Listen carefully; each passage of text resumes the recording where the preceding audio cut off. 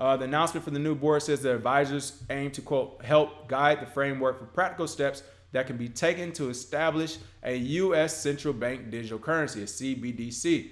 And again, people, think of it this way.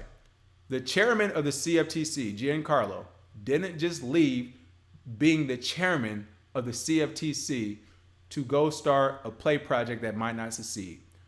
The commissioner, I guess, I'm saying chairman, commissioner. The former commissioner of the CFTC, Sharon Bowen, PayPal policy exec, Usman Ahmad, Georgetown law professors, none of these people are leaving their posts or taking up new projects thinking this might not work. Do you understand what I'm saying? Not only will this might work, it's probably already working, and they're all already in bed together, right, with the government. So it looks like the project's directors, of course, include former CFTC chairman, I was saying that right, chairman Christopher Giancarlo, and former director of commissions, fintech office, lab CFTC, Daniel Gorfine.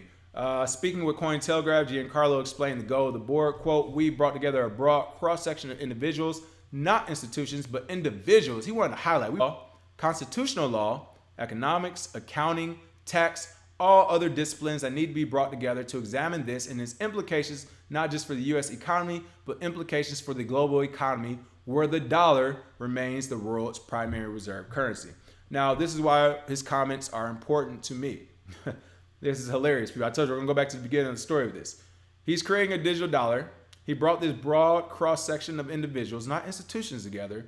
And if you look at the things at least he highlighted, I didn't go do my due diligence on every person he brought, but the people he mentioned in this article and the people he highlighted in his quote, and even highlighting that the dollar remains the world's primary reserve currency, all of this tells me he's not trying to create a digital dollar for the people, something we already know. He's creating it for the government to control it. And for them to have their hands on all money basically worldwide, which he's saying.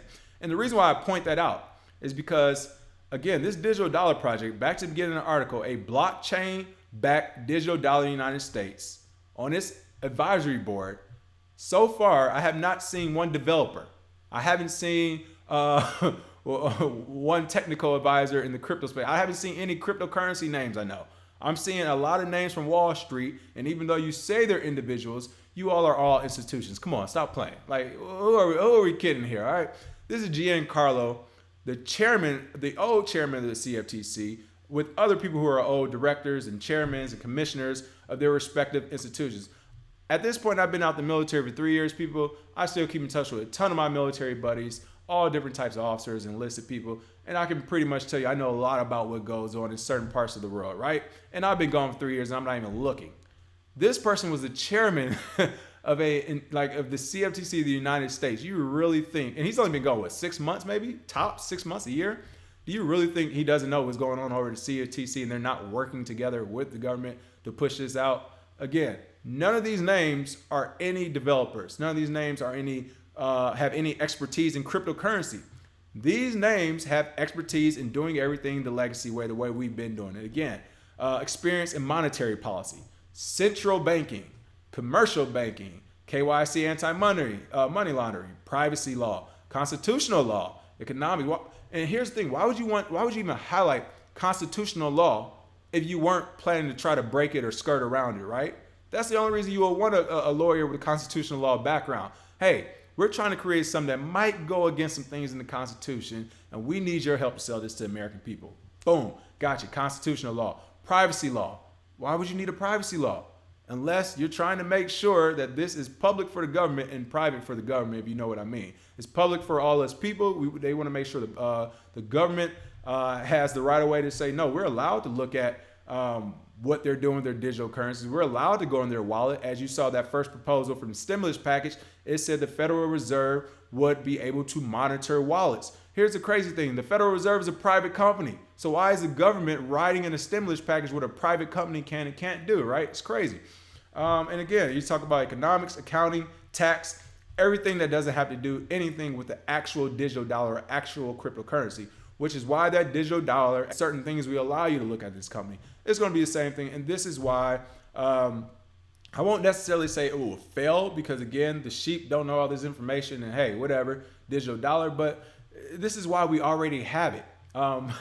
the digital dollar, if it's created, will be a derivative on top of a derivative.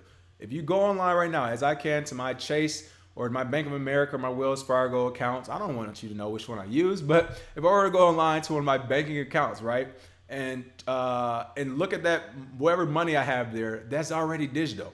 If I were to spend that money on Amazon, it's already digital. If I keep it in my bank online, that's already a hot wallet. It's already a digital wallet. So all they're doing is creating that exact same thing, except this time saying the Federal Reserve is going to run everything instead of just these little banks. Federal Reserve is going to have all this under its umbrella, and we can control it more. So to me, not much has changed. Again, even looking at the cross-section, the broad cross-section, as Giancarlo calls it, of individuals, I'm not seeing anyone being represented from the cryptocurrency space, which lead me to believe that it's not going to actually be a cryptocurrency, nor have I seen any mention of any blockchain experts or people who know about blockchain. I won't really say experts. There's not that many on the planet, but I'm not seeing that word either. So again, something's looking funny.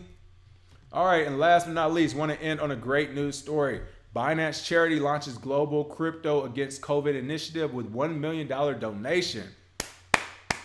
Binance keep leading the way. I see you, CZ, over there. And Cointelegraph, shout out for this this little piece of artwork you all have here. I like this with the heart, the distributed heart going across all different types of people.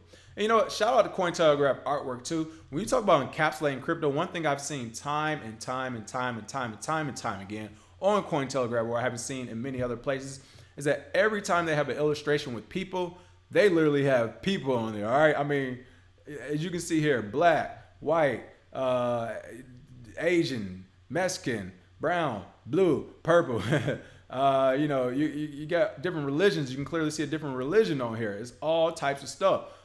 So shout out to Cointelegraph and their artists for encapsulating everyone who's in crypto, which is just people. You know, some people might have 100 earrings in their ears. Some people might not. Some people wear a hoodie. Some people wear a button up. It's just people who are involved in cryptocurrency. So great artwork by Cointelegraph. They keep putting out great artwork.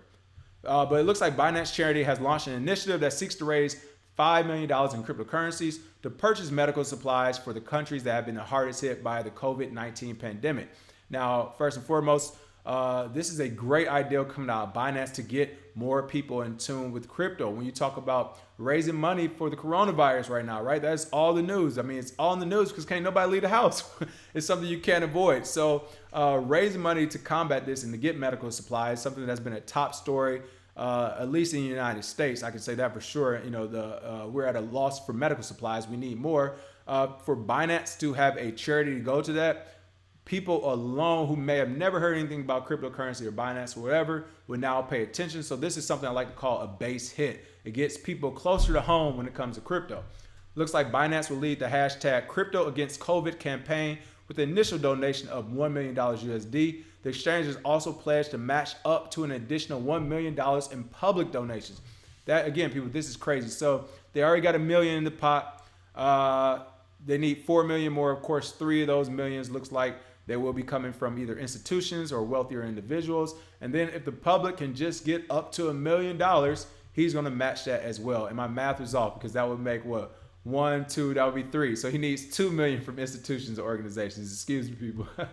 Binance Charity to publish all transactions made with donated funds. This is even the better part of it. And this is the part that's going to set precedent, I think, for every institution and government one day in the future. No time soon, because what type of criminal wants to give up their racket, right? So no time soon, but one day in the future, all transactions will be made transparent. So the funds will be spent primarily on medical equipment and supplies that will be distributed throughout Italy, Germany, Spain, South Korea, Iran, Turkey, and the United States and the United Kingdom. And again, shout out to Binance and CZ. I saw Iran was mentioned. If you know, in Turkey also, Iran and Turkey were mentioned. Some of the people in the United States kind of beef with. We know we're Iran. We already have the what's the word I'm looking for? I can't think of the word right now. Sanctions. We got the sanctions. We already got the sanctions on Iran. And of course, Turkey has been some back and forth for years now. But for them to open up that charity to the countries they want to open up the charity to, I think that is a great thing. Not just the countries that are our allies here in the West. Binance Charity asserts that all transactions made with the donated funds will be published publicly to ensure full transparency. This is what I love about CZ. If you're not lying, if you're not doing dirt, if you're not doing anything criminal, just like the government tells us private citizens, what are supposed to be private citizens, you have nothing to hide. Why can't we listen into your phone calls or watch you or do this? Well, you have nothing to hide if you're not being a criminal, right? Well, it's the same thing with governments and charities around the world. Why not publish everything publicly and make it transparent? You're a charity. You're a government. You got nothing to hide. You're not doing anything criminal, right? CZ is actually putting his money where his mouth is, and he's doing this. I love it. Again, CZ Changpeng Zhao, the founder and CEO of Binance, stated that, quote, "The crypto community is a growing force, and we have an opportunity to strengthen this through philanthropy. We encourage the community to take part in this initiative as we unite against COVID-19, and together we'll drive impact." Coronavirus follows similar efforts that have been successful already on mainland China. So again, shout out to CZ. Great news story here. Shout out to Cointelegraph for this great artwork. And give Samuel Hague a shout. I think I pronounced it Hague a shout out, the writer of this article. So a lot of good stuff is going on, of course, with Binance and with crypto, as CZ said. And again, this is a great business opportunity for him as well to get more people involved, because the first thing they're going to remember if somebody donates to this charity is that, oh, I remember I did that through Binance. Oh, I remember I was allowed to see all the transactions publicly. Oh, that's a pretty good company. Oh, the CEO is doing a lot to give back. I think I want to use them to trade. That's how you get a customer. Notice you don't see Gemini in these articles right now. You do not see Coinbase in these articles, and especially Coinbase. I mean, you're talking about hoarding money. They got some money right now. And you don't see Bittrex in these articles either, because they're not concerned with doing these things. They're concerned with their own bottom line, unfortunately, which is also why a lot of people don't use those same exchanges I just named. So again, shout out to CZ. Pretty cool. And with that, as always, thanks for watching. That's the show for today. I will see you all tomorrow. Until then, have a happy Thursday. Try to stay healthy and germ free. Cheers.